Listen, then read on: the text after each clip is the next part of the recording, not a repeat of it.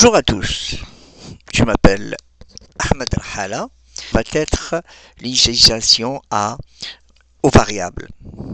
Aux variables, euh, comment on va les utiliser, c'est quoi une variable, pourquoi on a besoin, ça sert à quoi.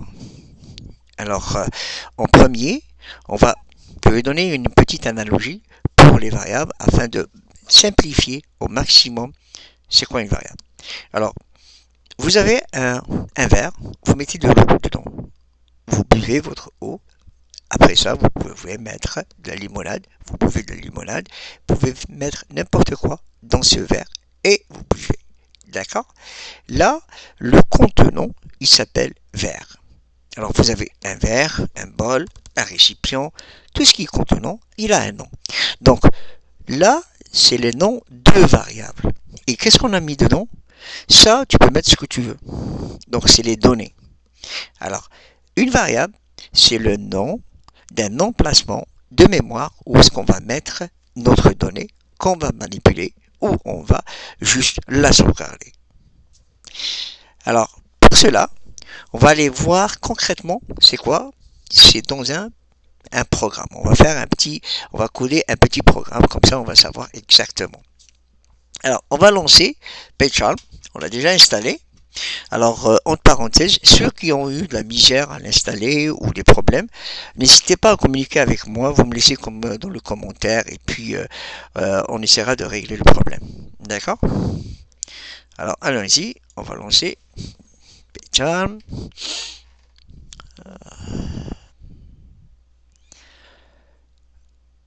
Alors, c'est la première c'est le premier lancement. Donc, c'est nouveau programme. On va lui donner un nom. On va mettre premier création. Alors, on crée. Là, on attend parce que PyCharm, il va faire tout à notre place. On n'a pas besoin de faire quoi que ce soit. Il va tout définir à notre place. Il connaît où est-ce que il est Python et tout. Alors, on n'a pas besoin de tout ça. On va tout effacer. Voilà. On va juste laisser le programme main, un fichier. C'est comme on veut. On peut créer un nouveau. Hein. Mais lui, par défaut, il te crée, te le prépare, donc il n'y a aucun problème avec ça. On va le laisser. Et là, quand vous voyez le dièse, c'est un commentaire. Alors ici, bon, on va tout effacer. On va mettre notre propre dièse à nous.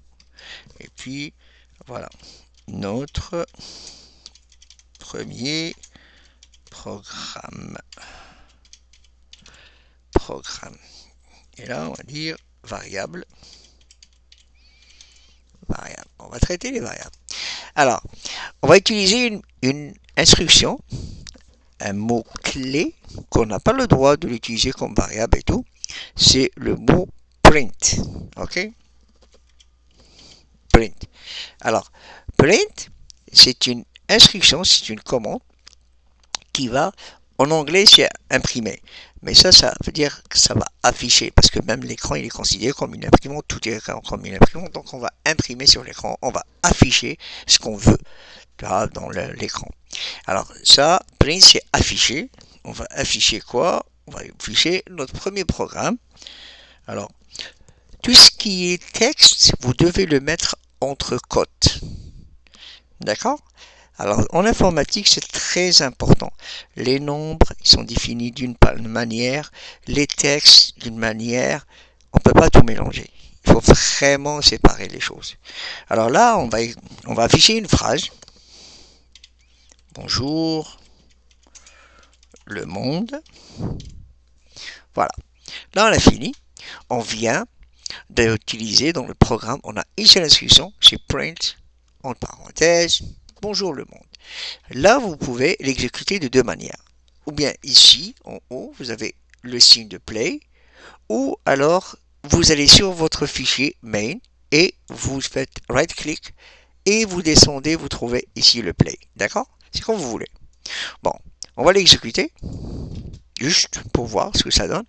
Et là, on voit bien notre résultat. Bonjour le monde.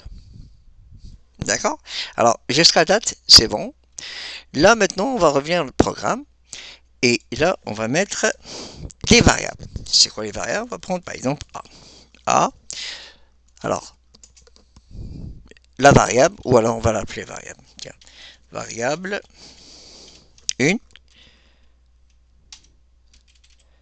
C'est A.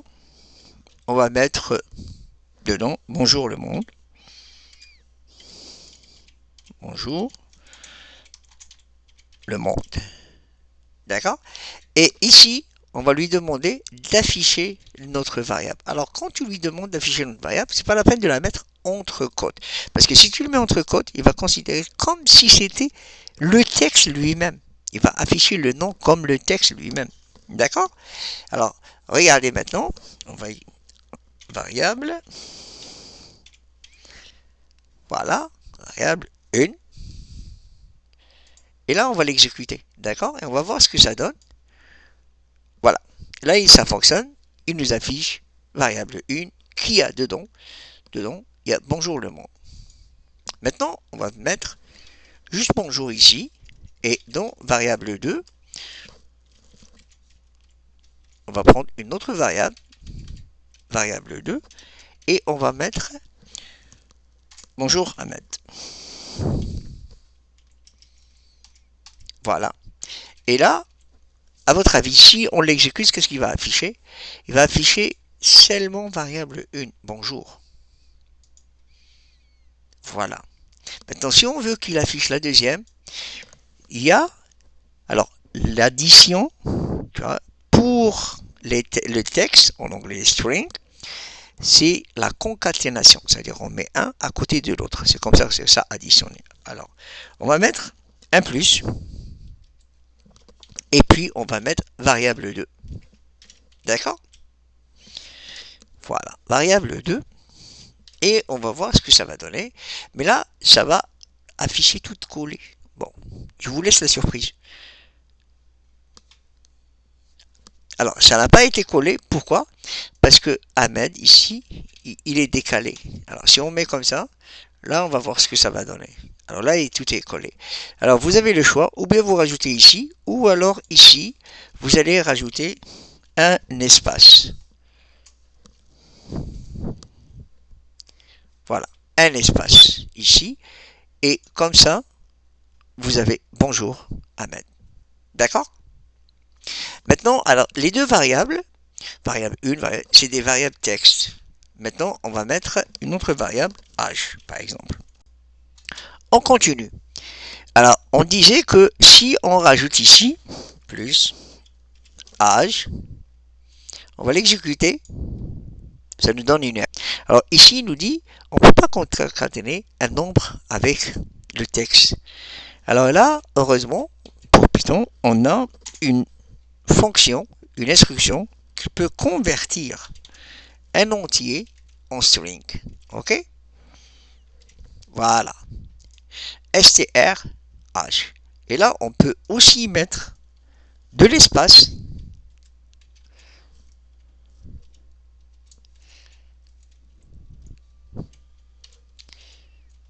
Voilà. Et là, on va essayer d'exécuter pour voir ce que ça donne. Alors voilà. Bonjour Ahmed 26. D'accord?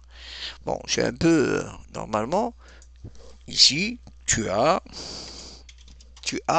26 et puis on rajoute une autre phrase à la fin ici pour que ça donne ça devient beaucoup plus clair.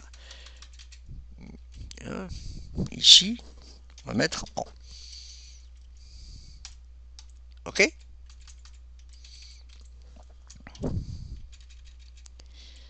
Ça veut dire quoi? Bah, là, on va voir ce que ça va donner. Alors, bonjour Ahmed, tu as 26 ans. C'est bon? Là, c'est très clair. Maintenant, on peut faire autre chose aussi. On peut mettre ici un backslash n. Et voilà ce qu'il va faire. Là. Oups. Oh, non, non. Désolé, on va voir ça après. Pas maintenant. Alors, jusqu'à date, on vient de voir comment on peut assigner les valeurs, les datas aux variables et comment on peut les récupérer. Maintenant, comment on peut le faire rentrer du clavier? Là, il y a une fonction qu'on appelle input.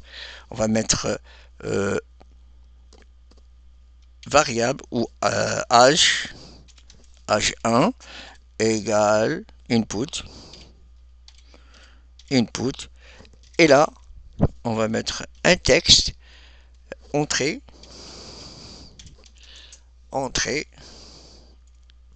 votre âge. Et on va voir ce que ça va donner maintenant. Alors regardez, là il dit entrez votre âge. Mais tu donnes n'importe quoi. Ben, il n'a pas pris en compte parce qu'on ne va pas l'utiliser. On a juste fait rentrer, c'est tout. Alors si on le change ici, par exemple, on va mettre âge 1. Âge 1, ça va être l'âge. Ici, on va mettre 50. Alors, bonjour Ahmed, tu as 50. C'est bon? Alors, j'espère que aujourd'hui vous avez bien compris la notion de variable. Alors, les variables, comme je vous ai dit, vous mettez des noms. Il faut respecter la syntaxe de Python, c'est-à-dire ça ne devrait pas commencer par des majuscules, toujours en minuscules, et toujours des lettres, et puis vous pouvez rajouter des numéros et tout ce que vous voulez. Sur ce, on a fini cette vidéo. On va se voir la semaine prochaine avec une autre vidéo pour définir aussi les fonctions, comme je vous avais promis, les fonctions. Et on va, merci beaucoup. Et puis à la semaine prochaine. Bye.